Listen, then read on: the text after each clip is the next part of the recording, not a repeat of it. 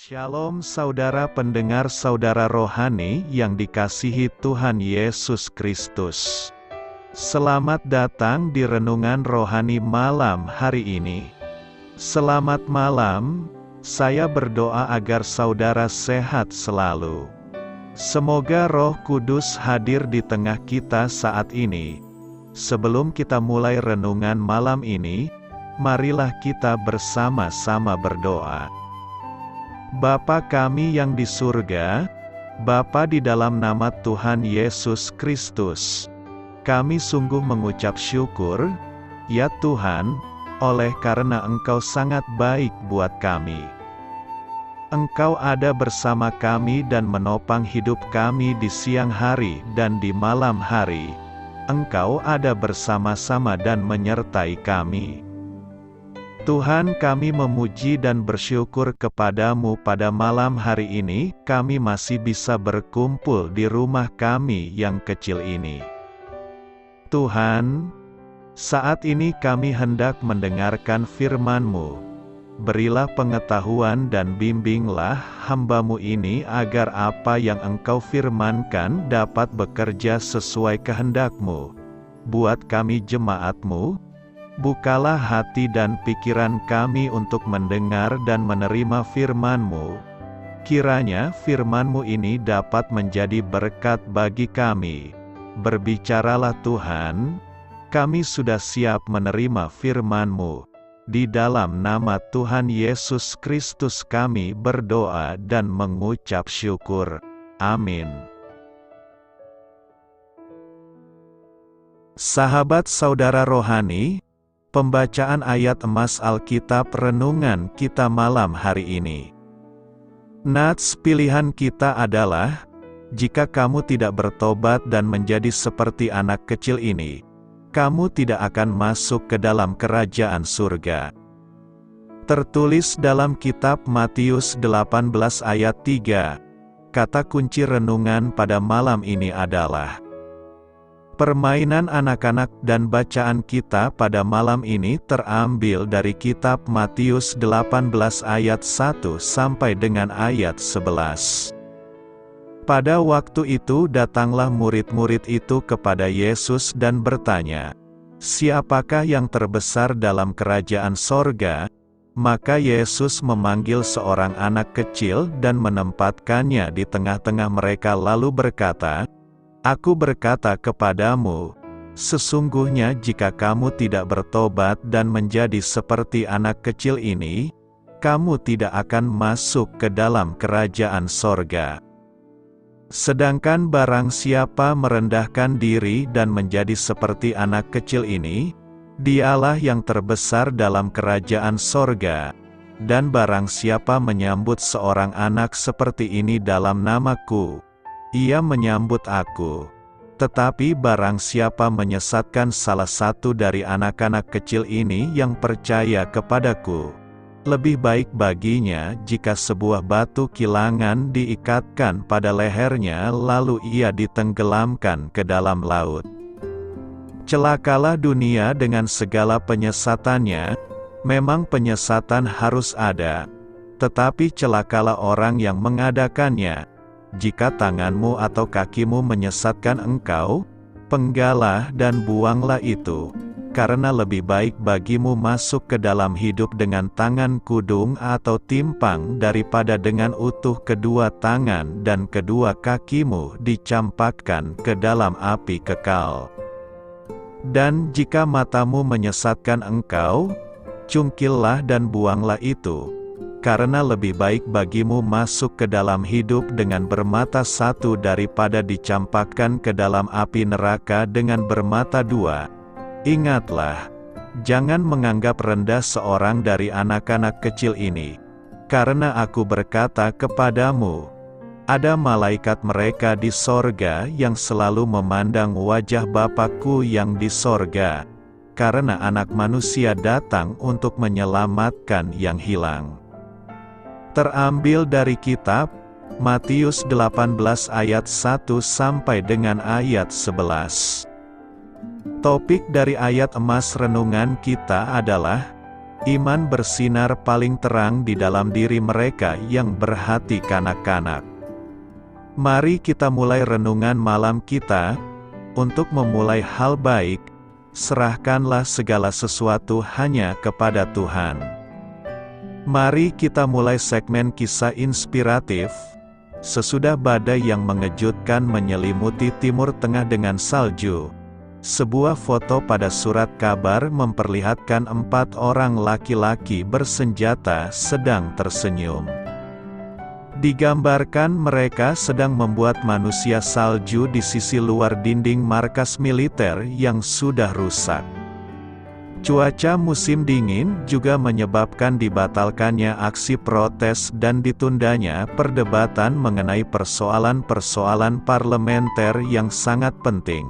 Para laki-laki yang mengenakan jubah panjang dan para wanita yang mengenakan gaun hitam tradisional dengan penutup kepala tampak sedang bermain-main di salju. Ada sesuatu di dalam salju yang membuat sifat kanak-kanak dalam diri kita menyeruak keluar. Dan ada bagian Injil yang menganjurkan kita untuk menanggalkan sikap permusuhan, perasaan mementingkan diri sendiri, serta untuk memiliki sikap rendah hati dan iman seperti seorang anak kecil. Pada saat Yesus ditanya, "Siapakah yang terbesar dalam kerajaan surga?" Dia kemudian memanggil seorang anak kecil dan berkata, "Jika kamu tidak bertobat dan menjadi seperti anak kecil ini, kamu tidak akan masuk ke dalam kerajaan surga." Ada yang mengatakan bahwa usia menghilangkan imajinasi, harapan, dan berbagai kemungkinan yang dapat kita lakukan. Dengan bertambahnya usia, kita menjadi semakin mudah berkata, "Itu tidak mungkin terjadi." Tetapi dalam alam pikiran seorang anak, Allah bisa melakukan apapun. Iman seperti anak kecil yang dipenuhi oleh kekaguman dan kepercayaan akan Allah membuka kunci pintu ke dalam kerajaan surga. Tuhan tidak menghendaki anak-anak hilang.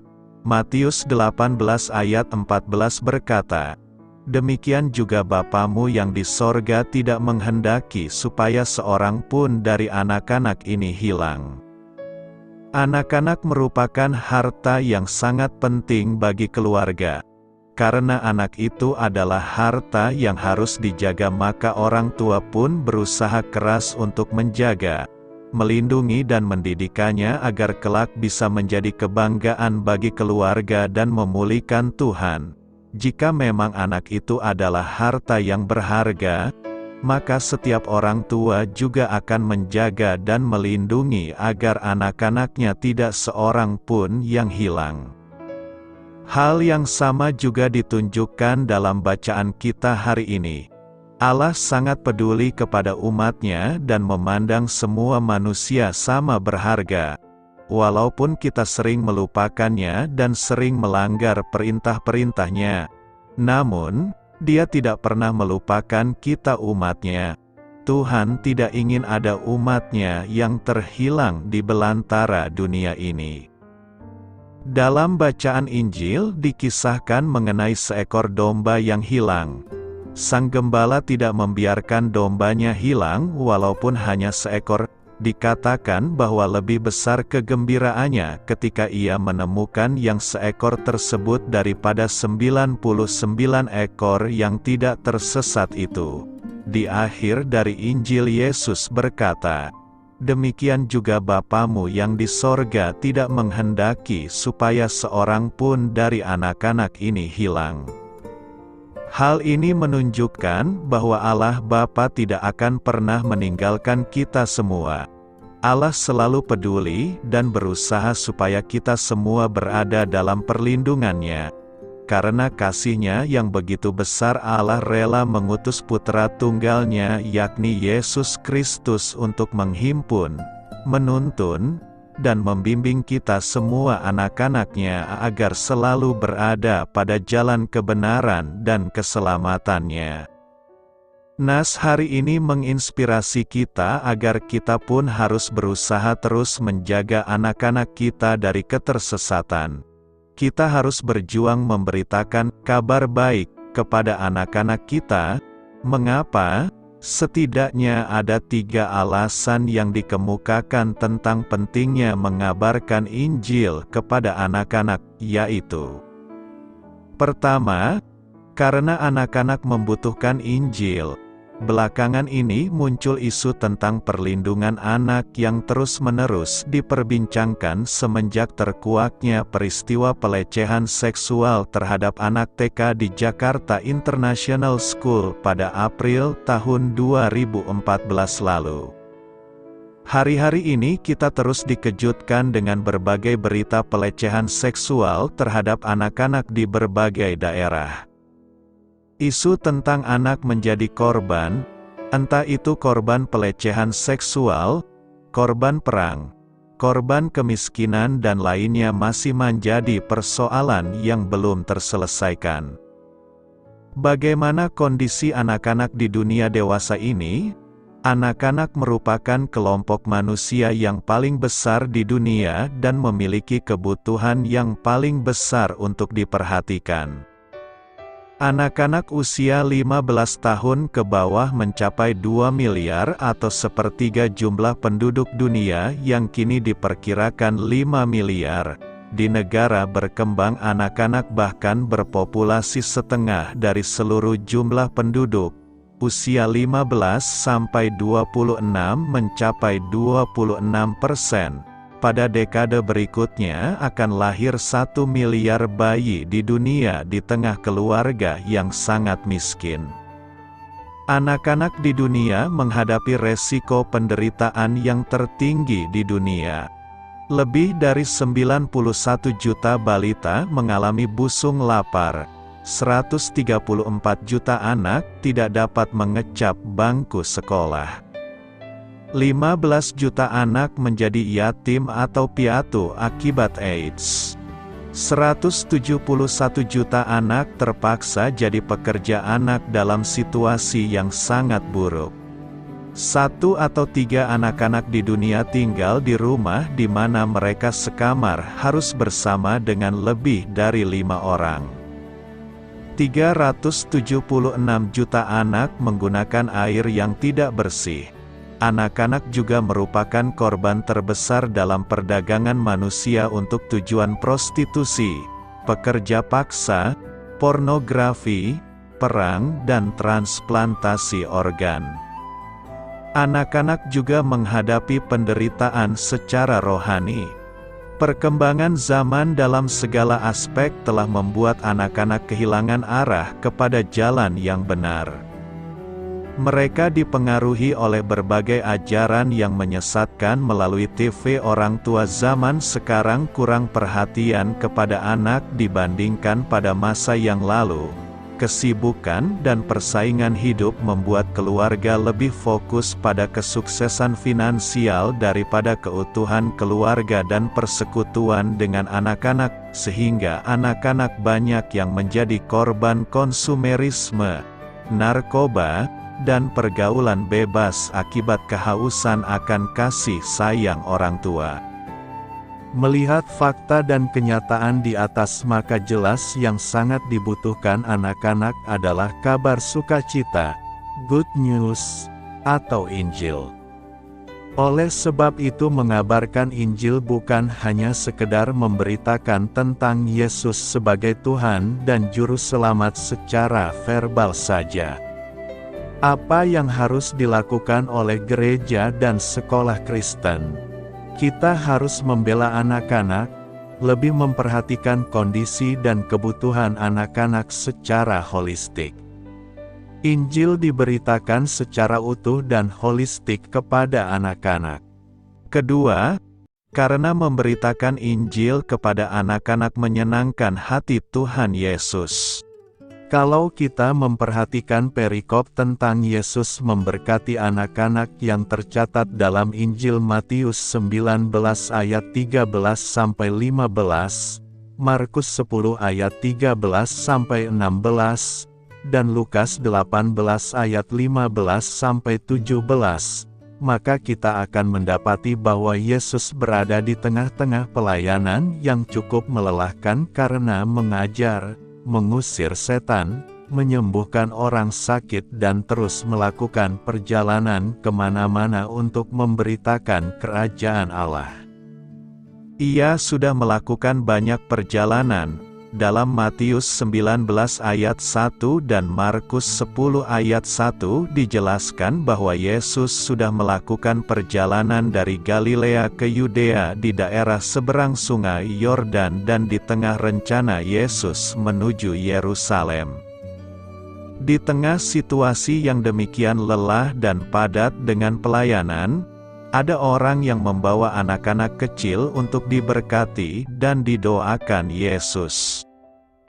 Dalam catatan Lukas 18 ayat 15 dikatakan, "Datanglah orang-orang membawa anak-anaknya yang kecil kepada Yesus."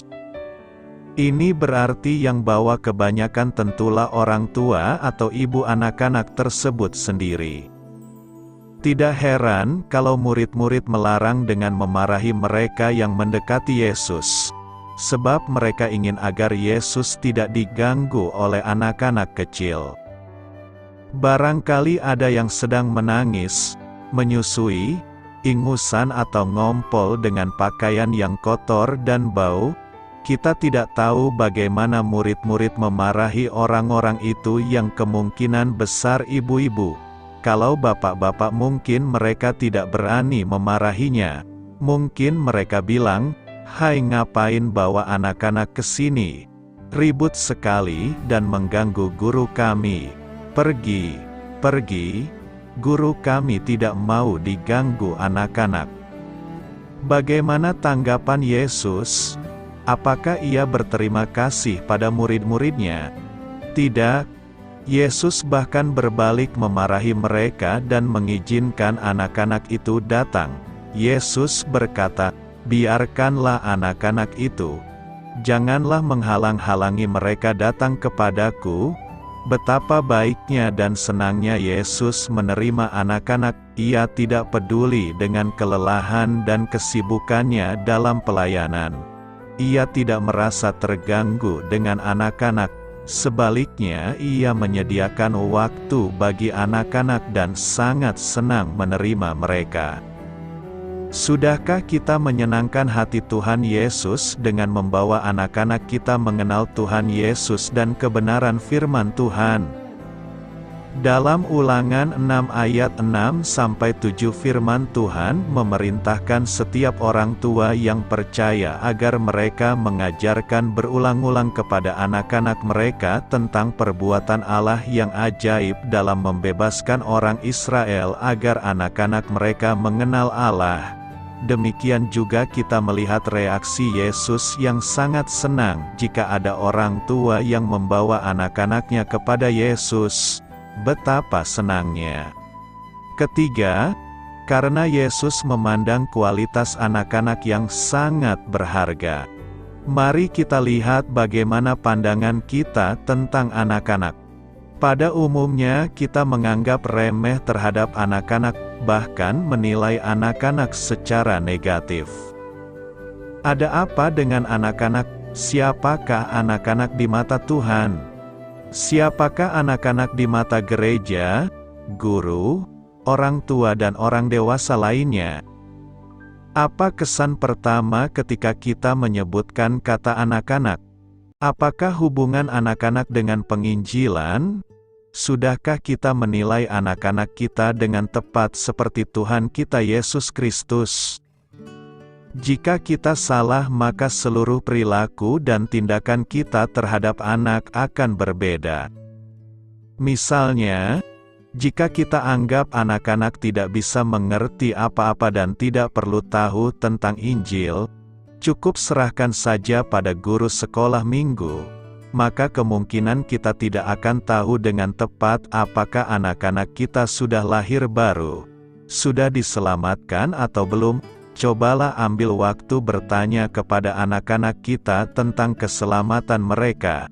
kita akan tahu bahwa anak-anak perlu sekali diberitakan Injil dengan jelas sehingga mereka yakin dan tahu akan keselamatan di dalam Tuhan Yesus. Yesus menyebutkan identitas anak-anak sebagai orang-orang yang seperti itulah yang empunya kerajaan sorga. Dalam Markus 10 ayat 15 Yesus mengatakan, "Aku berkata kepadamu, sesungguhnya barang siapa tidak menyambut kerajaan Allah seperti anak kecil, ia tidak akan masuk ke dalamnya." Lalu Yesus memeluk mereka, memberkati mereka dan berdoa bagi mereka. Di sini kita melihat Yesus begitu menghargai anak-anak dan memberikan kepada mereka identitas yang sangat tinggi sekali, yaitu orang yang empunya kerajaan sorga, dan sebagai model bagaimana kita harus menyambut kerajaan Allah seperti anak-anak baru bisa masuk ke dalamnya. Bukan itu saja, kalau kita melihat catatan Matius, kita akan temukan anak-anak begitu berharga di mata Tuhan Yesus. Saudara ingin masuk dalam kerajaan Allah, bertobat dan menjadi seperti anak kecil. Saudara ingin jadi yang terbesar dalam kerajaan sorga, rendahkan diri dan menjadi seperti anak kecil. Saudara ingin menyambut Yesus, sambutlah anak kecil. Saudara tidak ingin ditenggelamkan ke laut, janganlah menyesatkan anak kecil. Saudara menganggap rendah anak kecil, ingat ada malaikat di pihak mereka. Mengapa Yesus mengatakan demikian? Apa kualitas yang dimiliki anak-anak? Catherine Caussy menjelaskan aspek spiritual seorang anak sehingga dapat dengan mudah menerima dan percaya Injil. Anak-anak harus menjadi bagian dari jangkauan amanat agung Tuhan Yesus bagi kita dan gereja. Karena itu, mari kita mulai mengabarkan Injil kepada anak-anak kita, membawa mereka kepada Yesus dan mendoakan mereka senantiasa. Dengan membawa anak-anak kita kepada Tuhan, kiranya data-data tentang anak-anak yang memprihatinkan pada pendahuluan tadi akan berkurang karena keterlibatan kita. Kita harus yakin bahwa jika kita sungguh-sungguh memberitakan Injil, pasti anak kita akan menerima Yesus dan keselamatan. Yang lebih indah lagi, bila mereka sejak kecil sudah percaya, berarti mereka memiliki waktu yang sangat panjang untuk bersaksi dan melayani Tuhan. Yang lebih-lebih indah lagi, jika kita nanti meninggalkan dunia ini dan berkumpul di surga lengkap sekeluarga dengan anak-anak kita. Allah menghendaki pertobatan kita.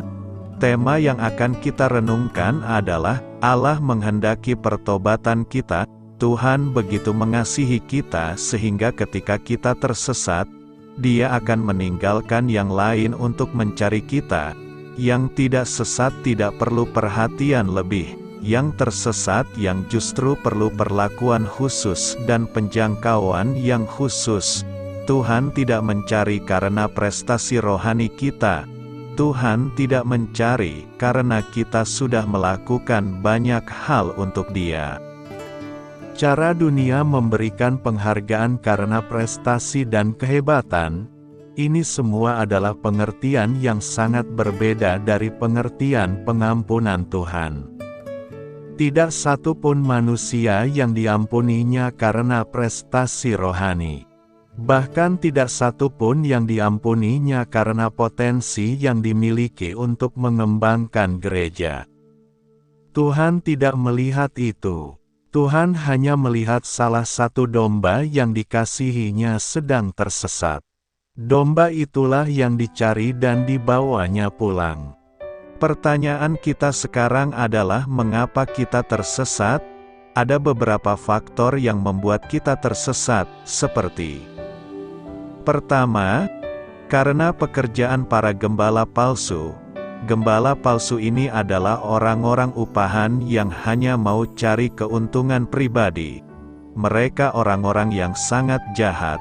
setan yang menyamar menjadi pelayan Kristus. Mereka menyesatkan jemaat Kristus dengan khotbah-khotbah mimpi mereka, dengan kalimat-kalimat janji yang hanya memuaskan hawa nafsu dan keserakahan manusia. Mereka adalah utusan iblis di dalam gereja Tuhan yang membuat para domba tersesat dan menjauh dari kebenaran Tuhan. Kedua, karena dia lebih memilih untuk mendengarkan dirinya sendiri dan menolak firman Tuhan, merasa diri lebih pintar dari Tuhan dan merasa tidak memerlukan Tuhan. Domba Tuhan juga disesatkan karena hawa nafsunya dan keberdosaan yang membelenggu dan memperbudak dia. Yang manapun penyebab dombanya tersesat, Tuhan tetap mencari dombanya itu dan memanggil dia pulang. Ketiga, karena kita menjauhi Tuhan dan persekutuan dengan umat percaya, setiap orang yang menjauhi Tuhan, menjauhi persekutuan, menjauhi kebenaran firman, menjauhi kehidupan doa yang intim dengan Tuhan, dia sedang terhilang. Celakalah orang yang terhilang tetapi dia tidak sadar kalau dia sedang terhilang. Diberkatilah orang yang sadar dia sedang hilang, dan kegelisahan hatinya akhirnya membuat dia kembali kepada panggilan Sang Gembala yang sedang mencari dia. Dalam perikop khotbah minggu ini kita akan belajar 3 perkara penting mengenai bagaimana Yesus menghendaki pertobatan kita, yakni: pertama, Yesus mencari kita yang tersesat. Yesus bukan sekedar Tuhan yang menghukum yang tersesat. Yesus bukan sekedar Tuhan yang menolak orang-orang yang tersesat, tetapi Yesus mencari yang tersesat. Hal ini dapat dilihat dalam Yehezkiel 34 ayat 16, "Yang hilang akan kucari, yang tersesat akan kubawa pulang, yang luka akan kubalut, yang sakit akan kukuatkan, serta yang gemuk dan yang kuat akan kulindungi. Aku akan menggembalakan mereka sebagaimana seharusnya." Tidak ada gembala yang akan membiarkan dombanya tersesat. Domba yang hilang itu menyingkapkan karakter pemiliknya yang penuh kasih. Baik domba yang tersesat maupun tidak mendatangkan karakter orang-orang zaman sekarang yang baik dan jahat. Akan tetapi di dalam Allah keduanya membutuhkan keselamatan karena di hadapan Allah tidak ada manusia yang baik, dan pada dasarnya sudah mati. Kedua, Yesus bergembira ketika menemukan yang tersesat. Pada ayat yang ke-13, "Dan aku berkata kepadamu, sesungguhnya jika ia berhasil menemukannya, lebih besar kegembiraannya atas yang seekor itu daripada atas yang ke-99 ekor yang tidak sesat." Sukacita itu sama dengan sukacita pemilik domba yang telah menemukan dombanya kembali, dan setibanya di rumah ia memanggil sahabat-sahabat dan tetangga-tetangga serta berkata kepada mereka, "Bersukacitalah bersama-sama dengan aku, sebab dombaku yang hilang itu telah kutemukan." Jadi Yesus bergembira untuk menemukan yang tersesat. Dari hal ini dapat diketahui bahwa sukacita Allah yang paling besar, yaitu ketika seorang bertobat. Sukacita yang paling besar bagi Allah adalah ketika seorang berdosa tinggalkan dosanya dan kembali ke jalan yang benar. Allah yang bersuka cita melihat kita bertobat. Ketiga, Yesus tidak menghendaki kita tersesat. Pada ayat yang ke-14 dikatakan demikian juga Bapamu yang di sorga tidak menghendaki supaya seorang pun dari anak-anak ini hilang. Allah sungguh memberikan anugerahnya kepada mereka yang tersesat. Supaya kita tidak sesat, maka Yesus memberi kita firman-Nya dan Roh Kudus. Itu sebabnya Alkitab berkata, "Kamu sesat jika kamu tidak mengerti kuasa Allah." Artinya adalah jika kita tidak mau dipimpin oleh Roh Kudus. Karena Alkitab berkata, bila kita dipenuhi oleh Roh Kudus, kita akan menerima kuasa dan menjadi saksiku. Yesus tidak menghendaki kita tersesat, maka Ia memberi firman dalam hidup kita. Ia memberi kuasa Roh Kudus dalam hidup kita.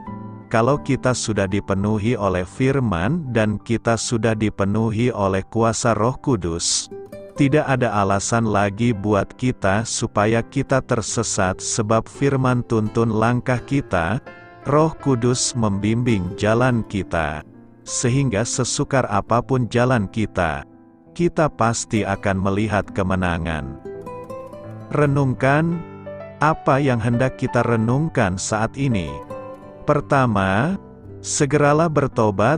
Pertobatan adalah perubahan pikiran, perubahan dalam cara berpikir. Kata pertama yang dikhotbahkan oleh Yesus adalah bertobat. Ini adalah kata kunci di dalam pemberitaan Injil. Markus 1 ayat 15, Yesus memulai pelayanannya dengan kata-kata, "Bertobatlah, sebab kerajaan surga sudah dekat." Ditegaskan lagi dalam Lukas 5 ayat 23, "Aku datang bukan untuk memanggil orang benar, tetapi orang berdosa, supaya mereka bertobat." Allah memerintahkan kita untuk bertobat karena Ia tidak ingin ada satu pun di antara kita yang binasa. Jika kita tidak bertobat, maka kita akan binasa. Allah sangat bermurah hati dan sangat sabar. Ia memberi kita waktu untuk bertobat karena Ia menghendaki agar setiap manusia mendapat kesempatan untuk bertobat. Kedua, jadilah gembala yang baik, bukan gembala upahan. Allah tidak sembarangan melantik para pelayan Tuhan. Ada yang benar-benar dilantik dan dekat dengan Allah, namun ada pula yang hanya sekedar menjadi gembala upahan. Menjadi gembala upahan, karena dari mulanya tidak menjalin hubungan baik dengan Allah. Seorang gembala yang baik akan benar-benar meninggalkan 99 ekor dombanya yang tidak tersesat, dan mencari satu saja dombanya yang terhilang. Perhatikan, hanya demi satu dombanya yang terhilang ia siap menempuh berbagai rintangan demi mendapatkan kembali seekor dombanya. Akan tetapi ini bukanlah perbuatan gegabah. Ia sudah memastikan keamanan 99 ekor dombanya dan pasti akan pergi untuk menemukan dombanya yang hilang. Ia tidak menunda dengan berbagai alasan untuk mencari yang hilang. Ini adalah sebuah perbuatan dengan sifat segera dilaksanakan. Sungguh ini adalah teladan baik yang diberikan Tuhan Yesus untuk menggambarkan keberadaan gembala-gembala yang dilantik oleh Tuhan. Baiklah, dalam jemaat Tuhan dimunculkan gembala-gembala bagi kawanan domba, yang tidak menunda untuk mencari yang terhilang, dan tidak melalaikan kawanan, tetapi yang sungguh menyediakan hati, jiwa dan akal budi untuk dipakai Allah mencari dan menemukan yang terhilang. Ketiga, Tuhan tidak mau kehilangan kita. Tuhan sangat sayang kepada kita dan Tuhan gak mau kehilangan kita. Itu adalah bukti juga kalau Tuhan sangat sayang dan peduli sama kita. Tuhan Yesus sangat sayang dan peduli sama kita. Buktinya Tuhan mencari kita dombanya yang tersesat. Siapalah kita sehingga Dia mencari kita yang tersesat dan dibawa pulang ke rumahnya untuk menikmati segala berkat dan karunia-Nya. Karena itu, Allah menghendaki pertobatan kita dan kembali ke jalannya yang benar agar kita memperoleh keselamatan kekal. Apakah Alkitab memerintah kita untuk beriman seperti anak kecil? Sudah cukup jelas bahwa iman adalah pokok dari kehidupan Kristen. Iman didukung di sepanjang Alkitab dan digambarkan sebagai keharusan. Karena, tanpa iman tidak mungkin orang berkenan kepada Allah. Keseluruhan Ibrani pasal 11 membahas iman dan tokoh-tokoh yang terkenal beriman. Iman adalah karunia dari Allah. Sebagaimana diajarkan dalam Efesus 2 ayat 8-9 berkata, bukan sesuatu yang dapat kita hadirkan sendiri. Setiap orang Kristen telah menerima karunia iman dari Allah. Dan iman adalah bagian dari perlengkapan senjata Allah. Perisai yang kita gunakan untuk menangkis panah api dari si jahat. Alkitab tidak pernah menyuruh kita untuk beriman layaknya anak kecil secara harafiah. Di dalam Matius 18 ayat 3 Yesus berkata bahwa kita harus menjadi seperti anak kecil, jika ingin masuk kerajaan Allah. Konteks pernyataan Yesus ini adalah pertanyaan para muridnya, siapakah yang terbesar dalam kerajaan sorga? Sebagai respon, Yesus memanggil seorang anak kecil dan menempatkannya di tengah-tengah mereka lalu berkata, Aku berkata kepadamu, sesungguhnya jika kamu tidak bertobat dan menjadi seperti anak kecil ini, kamu tidak akan masuk ke dalam kerajaan sorga. Sedangkan barang siapa merendahkan diri dan menjadi seperti anak kecil ini, dialah yang terbesar dalam kerajaan sorga. Dan barang siapa menyambut seorang anak seperti ini dalam namaku, ia menyambut aku. Jadi, ketika para muridnya berusaha mencari tahu apa yang membuat seorang besar di surga, Yesus memberikan wawasan yang baru. Cara untuk naik adalah dengan turun. Kerendah hatian disyaratkan. Yesus menasihati para muridnya untuk menambahkan kerendahan hati pada iman mereka. Mereka yang dengan sukarela mengambil posisi terendah adalah yang terbesar menurut sudut pandang surgawi. Seorang anak kecil tidak mempunyai ambisi, kesombongan, dan keangkuhan sehingga cocok menjadi teladan bagi kita. Anak kecil pada umumnya rendah hati dan mudah diajar. Mereka tidak cenderung sombong atau munafik. Kerendahan hati adalah kebajikan yang diberkati oleh Allah. Sebagaimana diajarkan Yakobus, rendahkanlah dirimu di hadapan Tuhan, dan Ia akan meninggikan kamu. Walaupun iman tidak disebut dalam Matius 18 ayat 1-5, kita mengetahui bahwa seseorang tidak masuk surga hanya karena rendah hati, melainkan melalui iman dalam Anak Allah. Mungkin iman yang rendah hati dan sederhana dapat disebut sebagai iman seperti anak kecil. Ketika Yesus ingin memberkati para anak kecil, Ia berkata, "Biarkan anak-anak itu datang kepadaku, jangan menghalang-halangi mereka, sebab orang-orang yang seperti itulah yang empunya kerajaan Allah. Aku berkata kepadamu, sesungguhnya barang siapa tidak menyambut kerajaan Allah seperti seorang anak kecil, ia tidak akan masuk ke dalamnya." Bagaimana cara seorang anak menerima kado? Tentunya dengan keterbukaan, kejujuran, dan kesenangan. Sama halnya sukacita sejati itu seharusnya menandai iman kita ketika kita menerima karunia Allah melalui Kristus. Namun, anak kecil mudah ditipu dan disimpangkan. Kadang mereka gagal menyadari kebenaran dan sebaliknya tertarik pada mitos dan hayalan. Bukan itu yang dimaksud oleh iman seperti anak kecil. Yesus meninggikan gambaran iman yang rendah hati dan jujur pada Allah, dan Ia menggunakan kepolosan anak kecil sebagai ilustrasinya. Demi mencontoh iman anak-anak, kita harus mempercayai Allah sebagaimana tertulis dalam firman-Nya. sama seperti anak kecil mempercayai ayah jasmani mereka, kita harus percaya bahwa Bapamu yang di sorga, Ia akan memberikan yang baik kepada mereka yang meminta kepadanya. Jangan menganggap rendah anak kecil.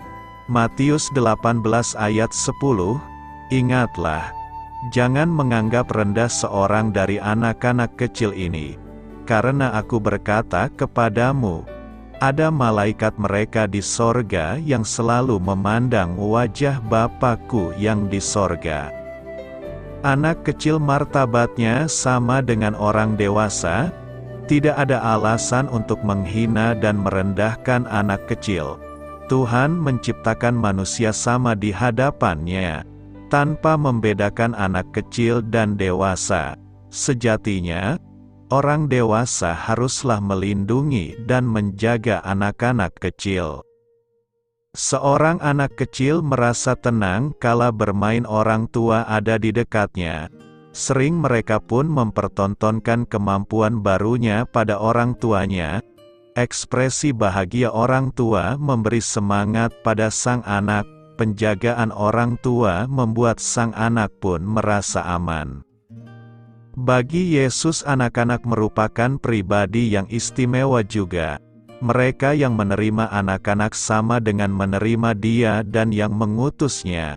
Ia mengingatkan untuk tidak menganggap rendah seorang anak. Ia dengan tegas mengingatkan, ingatlah, jangan menganggap rendah seorang dari anak-anak kecil ini. Karena aku berkata kepadamu, ada malaikat mereka di sorga yang selalu memandang wajah Bapa-Ku yang di sorga. Malaikat menjaga anak-anak. Mungkin ketika remaja dan orang muda banyak orang tidak senang dijaga dan diawasi. Orang tua pun sering tidak suka diawasi. Namun kalau kita mau melihat lebih dalam, mereka menjaga karena mereka tidak menginginkan kita mengalami celaka. Tuhan pun menjaga kita karena tidak ingin celaka. Berdasarkan data Komisi Nasional Perlindungan Anak, pada tahun 2013 telah terjadi 1.620 kasus kekerasan terhadap anak, yang terdiri atas kekerasan fisik, 30%, kekerasan emosional, 19%, dan yang tertinggi adalah kekerasan seksual, 51%. Saintistik yang memprihatinkan. Anak-anak yang semestinya dirawat dan ditumbuh kembangkan jadi pribadi unggul, malah jadi korban kekerasan. Berdasarkan data itu, anak-anak telah banyak yang diremehkan dan diperlakukan tidak baik. Yesus mengecam keras orang yang memperlakukan anak kecil secara jahat. Tetapi barang siapa menyesatkan salah satu dari anak-anak kecil ini yang percaya kepadaku, lebih baik baginya jika sebuah batu kilangan diikatkan pada lehernya lalu ia ditenggelamkan ke dalam laut. Kata menyesatkan, skandalizo, berarti menjerat, membuat tersandung, menyebabkan orang meninggalkan jalan yang benar. Yesus serius memperhatikan iman anak kecil sehingga Dia serius menghukum orang yang menyesatkan anak kecil. Yesus sangat menghargai anak kecil dan menentang orang yang merendahkan mereka. Peringatan Yesus itu dalam konteks iman, namun dapat diterapkan secara lebih luas. Banyak orang tua kurang menghargai anak dengan membanding-bandingkan anak dengan anak lain, berfokus pada kesalahan anak, tidak memberi anak kesempatan berbicara atau mengemukakan pendapat, dan sebagainya. Perlakuan semacam ini dapat berdampak buruk, tak kalah dari kekerasan secara fisik. Karena itu, biarlah kasih Yesus di dalam hati kita mengajar kita untuk mengasihi anak-anak seperti Yesus mengasihi mereka. Beritakanlah Injil kepada segala makhluk, hormatilah semua orang. Selamat beristirahat malam dalam kasih setia Tuhan. Doa saya menyertai saudara sekalian. Mari bertumbuh dalam iman bersama saudara rohani. Saya memberkati Anda agar sewaktu Anda mencarinya dari Dia, Bapa Surgawi Anda akan memberikan bagi Anda roti harian Anda, dalam nama Yesus Kristus. Tuhan yang berkuasa atas alam semesta dan menuntun kita kepada iman yang menyelamatkan. Tuhan Yesus menyertai senantiasa. Terima kasih sudah berkenan mendengarkan renungan malam saudara rohani. Tuhan memberkati. Amin.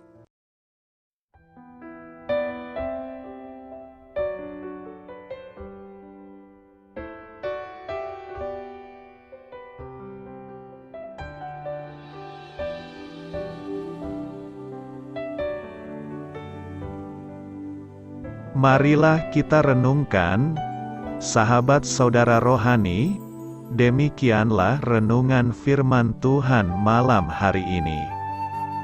Semoga menjadi berkat di dalam hidup kita dan menjadikan kita pribadi yang lebih baik. Sebelum kita beristirahat pada malam hari ini, marilah kita berdoa. Bapa kami yang di surga, Bapa di dalam nama Tuhan Yesus Kristus, kami sungguh mengucap syukur, ya Tuhan, oleh karena Engkau sangat baik buat kami. Engkau ada bersama kami dan menopang hidup kami di siang hari dan di malam hari. Engkau ada bersama-sama dan menyertai kami, ya Tuhan Yesus. Kami mengucap syukur untuk firman-Mu, ya Tuhan, yang memberikan kami kekuatan dan menyadarkan kami bahwa kami tidak perlu takut dengan gelap dan malam. Sebab Tuhan, Engkau ada bersama kami. Engkau melindungi kami dan menjadi perisai bagi kami hamba-Mu berdoa saat ini. Tuhan, untuk setiap pendengar renungan ini yang mengalami ketakutan, kecemasan, kegelisahan, pada situasi gelap dan malam hari di dalam nama Tuhan Yesus Kristus.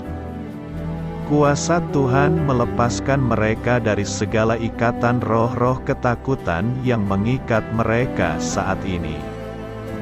Tuhan melepaskan setiap anak-anak-Mu dari segala rasa takut dan kecemasan. Di dalam nama Tuhan Yesus segala kuasa-kuasa roh jahat, kuasa setan iblis yang mengganggu anak-anak-Mu, ya Tuhan, tolong hancurkan dan halaukan dengan kuasa-Mu. Dalam nama Tuhan Yesus Kristus, berkati setiap kami anak-anak-Mu, ya Tuhan, dan lindungilah kami aman di dalam Engkau. Ya Tuhan, penuhilah setiap hati kami dengan keberanian, damai sejahtera, dan sukacita serta ketenangan yang dari Tuhan. Berkati kami di malam hari ini, saat kami tidur dan beristirahat. Kuasa-Mu, ya Tuhan, menaungi setiap kami, memberkati dan melindungi kami.